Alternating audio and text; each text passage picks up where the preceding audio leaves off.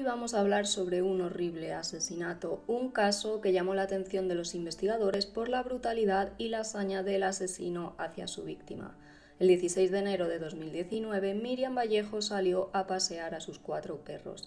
Era de noche y decidió recorrer alrededor de 950 metros para pasear a los animales. No sabía, sin embargo, que nunca volvería a casa.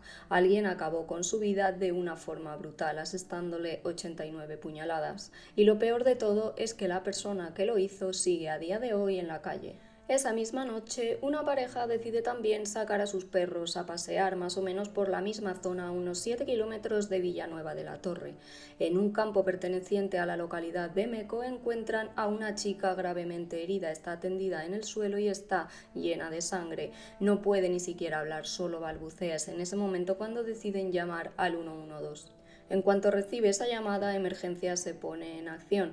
Le preguntan al hombre que llama qué le ocurre. Este dice que ha encontrado a una chica gravemente herida. Le preguntan si está consciente y cuando él dice que sí, le dicen entonces que le pregunte a ella qué le ha pasado. Él lo hace, sin embargo, les cuenta que no puede ni siquiera hablar. Es en ese momento cuando envían la ambulancia hacia la zona. Con la ambulancia en camino, la pareja que ha encontrado a Miriam se separa. Ella se queda con la chica y él va camino adelante tratando de buscar al vehículo para guiarlos hasta donde se encuentra exactamente la chica herida.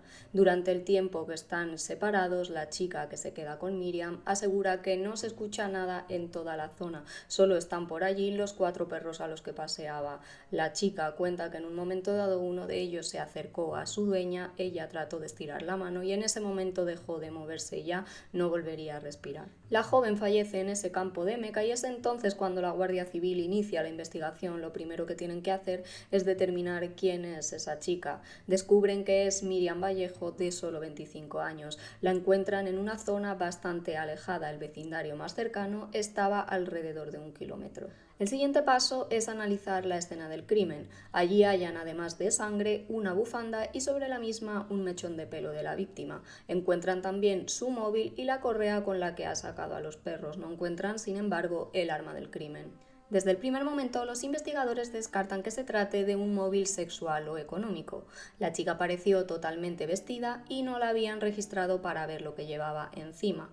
Por la brutalidad de los hechos, por esas 89 puñaladas, piensan que puede tratarse de un móvil pasional o bien de una persona que hubiera tenido algún enfrentamiento con la chica y quisiera acabar con su vida. En el momento en el que ocurren los hechos, Miriam compartía piso con Celia y con Sergio. Ella era una amiga suya y él la pareja de esta. Por este motivo, los dos fueron de los primeros en testificar en este caso. Celia cuenta que ese 16 de enero, cuando llega a casa, lo primero que hace es preguntarle a su novio Sergio por Miriam. Le dice que dónde está y él le cuenta que ha ido a sacar a los perros. Ella le dice que si ya está arriba, pues son alrededor de las 10 de la noche y él le dice que no, que sigue fuera. Ella entonces se preocupa porque a esas horas Miriam ya solía estar en la cama. Empieza a llamarla pero no recibe ninguna respuesta. Antes de que se le apague el móvil, le escribe un WhatsApp para preguntarle dónde está. Sin embargo, solo le llega con un tic.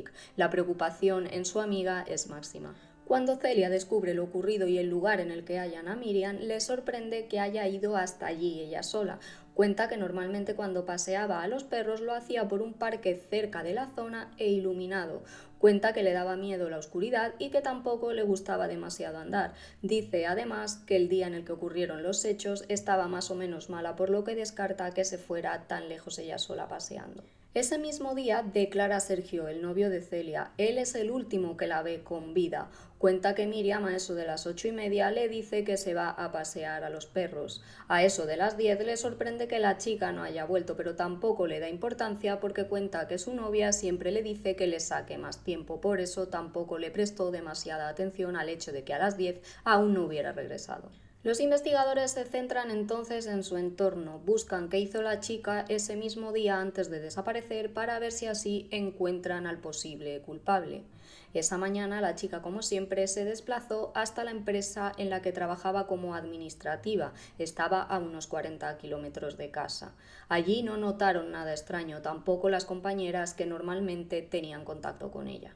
Ese 16 de enero a las 6:30 de la tarde, las cámaras de su trabajo captan a Miriam saliendo de la empresa. Se dirige entonces hasta casa de su tía. Allí pasa un tiempo con su primo y con su tía y ésta le pregunta si quiere quedarse a cenar. Miriam le dice que no, que tiene prisa porque tiene que pasear a sus perros. Su tía en La Sexta contó que la notó rara, pero que no le echó demasiadas cuentas porque en un primer momento creyó que era porque estaba enferma, ya que el día anterior faltó al trabajo por este motivo. Tras salir de casa de su tía, Miriam va directamente hasta su domicilio. Allí se encuentra con Sergio. Coge antes de salir de casa unos collares luminosos que les había comprado a los perros y que le acababan de llegar ese día. Sin más, sale a pasear a los canes. La gran pregunta es, ¿salió Miriam sola aquella noche o pudo irse acompañada? Sergio cuenta que la chica le dice que se va a pasear a los perros sin más. Dice además que normalmente esto lo hacía Celia porque Miriam llegaba bastante tarde del trabajo. En ocasiones lo hacían las dos juntas y si no lo hacía el propio Sergio junto a su novia. Cuenta que tenía buena relación con ella y que esa noche él no salió de casa para nada.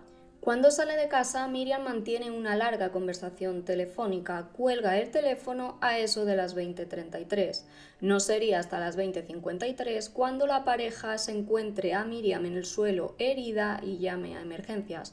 Por tanto, el fatal ataque debió producirse en esos 20 minutos. Durante esta horquilla de tiempo, una chica se convierte en testigo del crimen. Asegura haber escuchado a Miriam durante 4 minutos gritar «¡Socorro! ¡Auxilio! ¡Soltadme!». Esto último es importante porque lo dijo en plural. La chica que estaba por allí, también paseando a su perra, decide entonces quitarle el bozal por temor.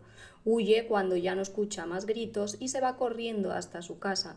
Allí le cuenta a su padre lo que ha pasado y deciden volver juntos a la zona, pero ya no escucharán ningún grito más. A esta mujer le preguntan si durante esos gritos que daba Miriam escuchó en algún momento a sus perros ladrar y ella dice que no, algo que da a entender que quizá los perros conocieran al atacante o atacantes. El 17 de enero, un día después del horrible crimen, la Guardia Civil peina la zona.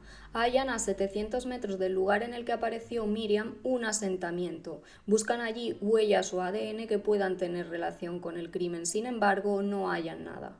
De esas 89 puñaladas que sufrió Miriam, 20 de ellas, según la autopsia, fueron entre el cuello y la cabeza. El resto las tenía en el abdomen y el tórax. Tenía también heridas en los antebrazos y lesiones defensivas en las manos, lo cual quiere decir que luchó por su vida. Debido a la brutalidad y a la saña con la que apuñaló a Miriam, en la parte posterior de la cabeza se quedó la punta del cuchillo con la que acabó con su vida. Los investigadores determinan que el arma homicida era un cuchillo de grandes dimensiones, bien como el que todo el mundo puede tener en la cocina de casa, o bien un arma relacionada con la caza o la pesca. Por otro lado, sigue la investigación en el círculo cercano de Miriam. Los investigadores descubren que la chica había tenido pareja hacía un tiempo. Este se llamaba Rubén. Habían llegado a convivir juntos, sin embargo, la cosa no cuajó. Este chico fue a declarar ante la Guardia Civil. Contó que unos días antes había tenido un encuentro casual con ella, sin embargo dijo que fue una conversación casual y nada más. En el sumario viene recogido que en el momento de los hechos Rubén tenía otra pareja, finalmente quedó descartado de la investigación. Pasan entonces los investigadores a Celia, esa amiga con la que compartía piso. Sin embargo, también terminan descartándola y es entonces cuando centran todos sus esfuerzos en Sergio, el otro compañero de piso, y recordemos el último que vio a Miriam con vida. Sergio, como os he dicho anteriormente, defendió que no salió de la casa ese día en ningún momento. Explicó que después de comer estuvo limpiando la casa y que después se puso a jugar a la PlayStation. Durante la tarde cuenta que tuvo conversaciones vía WhatsApp con su hermano y que también tuvo una conversación telefónica con una chica llamada Patricia. Él dijo que no tenía una relación seria con ella, pero sí confesó que había mantenido relaciones con esta chica. Y Miriam sabía perfectamente que Sergio le estaba siendo infiel a Celia con esta chica, con Patricia. De hecho, así se lo contó a su tía aproximadamente un mes antes de que ocurrieran los hechos. Le dijo que sabía de esa infidelidad, pero su tía no indagó y no le preguntó si se lo había contado a su amiga o no. Los investigadores empiezan a pensar entonces que este pudo ser perfectamente el móvil del crimen. Deciden entonces triangular los teléfonos y descubren que el móvil de Sergio pudo estar en la zona cercana en la que apareció el cuerpo de Miriam. El problema, que esa antena daba cobertura no solo al sitio en el que fue hallado el cadáver, sino también a la casa que compartían Celia, Miriam y Sergio. Por tanto, no se pudo determinar el lugar en el que estaba el chico en el momento en el que ocurrió todo. Los agentes se centran entonces en buscar en los WhatsApps. Descubren que Sergio se estuvo escribiendo con su hermano desde alrededor de las 8 hasta las 20:34, que es cuando le manda el último mensaje. A las 20:28 se escribe también con la otra chica, con Patricia. Su último mensaje lo mandará a las 20:33. Y si os fijáis, antes os he dicho que Miriam colgó el teléfono a las 20:33 y que a las 20:53 se produjo la llamada a emergencias. En esos 20 minutos tuvo que ser el ataque. Pues bien, parte de la inactividad del móvil de Sergio se registra también en esa horquilla de tiempo. Calculan entonces los tiempos, tratan de determinar si Sergio tuvo tiempo para salir desde su casa, llegar hasta la zona, acabar con Miriam y volver. Esos 950 metros, para haberlos recorrido, tendría que haberlo hecho corriendo y habría tardado unos 6 minutos. Tendría entonces que sumársele a esto el tiempo que habría tardado en atacarla y en acabar con su vida. Parece complicado, ¿verdad? Pero los investigadores descubren que hay un atajo entre el lugar en el que fue hallada Miriam y la casa en la que vivían Celia, esta chica, y Sergio. Este camino tardaría en hacerse unos 7 minutos andando, que sería bastante menos si hace ese camino corriendo. Además, hay otras opciones: que la hubiera ido siguiendo sin que ella se percatara, o bien incluso que hubiera ido acompañándola. En estos casos, quizás sí le habría dado tiempo a cometer el crimen. Tiempo después de que ocurrieran los hechos, Miriam cuenta en un programa de 4 que tuvo dudas sobre Sergio porque cuando ella le contó que Miriam había aparecido muerta, este empezó a ponerse muy nervioso y dijo que le iban a echar la culpa de todo. 7 meses después del crimen, Sergio es detenido e ingresa en la prisión de Alcalameco. En ese momento, la familia contrata entonces los servicios del abogado Vicente Sánchez. Este defiende que una de las pruebas que hay en contra del chico es la presencia de su ADN en la etiqueta de la chaqueta del chándal que llevaba Miriam la noche en la que ocurrió el brutal ataque. ¿Cómo pudo llegar su rastro genético hasta esa prenda de ropa de Miriam? Además, hay que tener en cuenta que solo se halló en esa etiqueta, en ninguna otra parte de la chaqueta. El abogado de la familia no tiene dudas, se debió al ataque, un ataque por la espalda, y en el mismo la agarró por la etiqueta. De ahí que quedara ese rastro. Además, considera que cuadra con ese mechón que os he dicho antes que apareció encima de la bufanda. Le tiró con tanta fuerza que le arrancó pelo. Sergio pasó 4 meses en prisión, pero finalmente fue puesto en libertad con cargos. La jueza consideró que ese ADN en la etiqueta no era prueba suficiente, pues compartían casa y podría haber sido fruto de una transferencia. Ignacio Menéndez, el abogado de Sergio, defendió que el acusado era imposible que hubiera cometido los hechos, pues no podría haber cometido el crimen en tan poco tiempo, teniendo en cuenta el tiempo de inactividad que había tenido en el móvil y la franja en la que se habrían cometido los hechos. Para él era imposible que hubiera recorrido 950 metros en tan poco tiempo. Cuando le preguntaron en la Sexta por ese atajo que hallaron los investigadores, dijo que no sabía cuánto se tardaba porque no le habían dado esa información. Pero entonces ocurre algo que lo cambia todo. De la nada aparece un sospechoso más, y es que un toxicómano le cuenta a su terapeuta que él ha sido el que ha acabado con la vida de Miriam. ¿Quieres hacer algo por mí? Llama a la policía. Miriam Vallejo, mira su nombre. Te dije una vez que no podía dormir por las noches. La maté.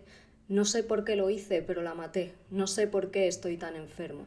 La maté, 68 puñaladas. Estos son los mensajes que recibió el coordinador de la terapia de Alberto, el toxicómano que os he dicho que lo confesó todo. Sin embargo, para él estaba mintiendo, no era quien había acabado con la vida de Miriam. Cuenta que en otras ocasiones ya se había inventado ciertas historias producto del alcohol y de las drogas. Con esta información, los investigadores tiran del hilo y descubren que este hombre vivía en Azuqueca en el momento en el que ocurrieron los hechos, a unos 3 kilómetros de distancia del lugar en el que apareció Miriam. Sin embargo, descubren también algo que les llama la atención, y es que este hombre coincidió en prisión con Sergio. Tenía antecedentes por violencia doméstica y por amenazas. El abogado de Sergio dice que su defendido apenas tuvo contacto con Alberto, con este toxicómano, que habló apenas 5 minutos con él en la prisión de Alcalá Meco cuando le preguntó por qué estaba en la cárcel. Fue un año después cuando este hombre confesó lo que supuestamente había hecho, y lo hizo, según el abogado de Sergio, porque no podía dormir, no tenía la conciencia tranquila. Ignacio Menéndez, el abogado de Sergio, considera que pudo acabar perfectamente Alberto con la vida de Miriam. De hecho, cree que pudo estar presente en ese asentamiento que estaba a 700 metros del lugar en el que apareció la joven, que en algún momento de ese camino en el que ella iba paseando a los perros se cruzara en el camino de Alberto, y que éste, quizá movido por el síndrome de abstinencia, acabara brutalmente con su vida. Sin embargo, la Guardia Civil no le da demasiada credibilidad a esta confesión de Alberto. Se le investiga simplemente porque él asegura haber sido el autor de los hechos. No les cuadra ni siquiera el número de puñaladas que le dijo al que llevaba la terapia que le había propinado a la víctima. El caso se cerró sin culpables. Sin embargo, la familia luchó y consiguió 3 años después, en septiembre de 2022, que el caso se reabriera. Pero la falta de pruebas otra vez hizo que la jueza volviera a cerrarlo a principios de 2023. La familia interpuso un recurso ante la Audiencia Provincial de Madrid en julio de este año, sin embargo no se admitió, por lo que no se volvió a reabrir el caso. El auto estima que los indicios encontrados no son suficientemente probatorios para acusar del asesinato ni a Sergio ni a Alberto. En el caso de Sergio, consideran que el hecho de que hubiera ADN en esa etiqueta de la chaqueta del chándal puede deberse a una mera transferencia, pues compartían casa. En cuanto al teléfono, como os he dicho anteriormente, tampoco se pudo demostrar que no hubiera estado en casa como él dijo ese día. En el caso de Alberto, el auto recoge que si fue investigado fue simplemente por su confesión, ya que no se halló ADN en Miriam y tampoco en ningún lugar de la escena del crimen. Están a punto de cumplirse 5 años de este horrible crimen y el asesino o asesinos siguen en la calle. Y es que no se pudo determinar siquiera cuántas personas habrían participado en este horrible ataque. La familia de Miriam Vallejo, mientras tanto, promete seguir luchando todo lo que les quede de vida por justicia para su hija.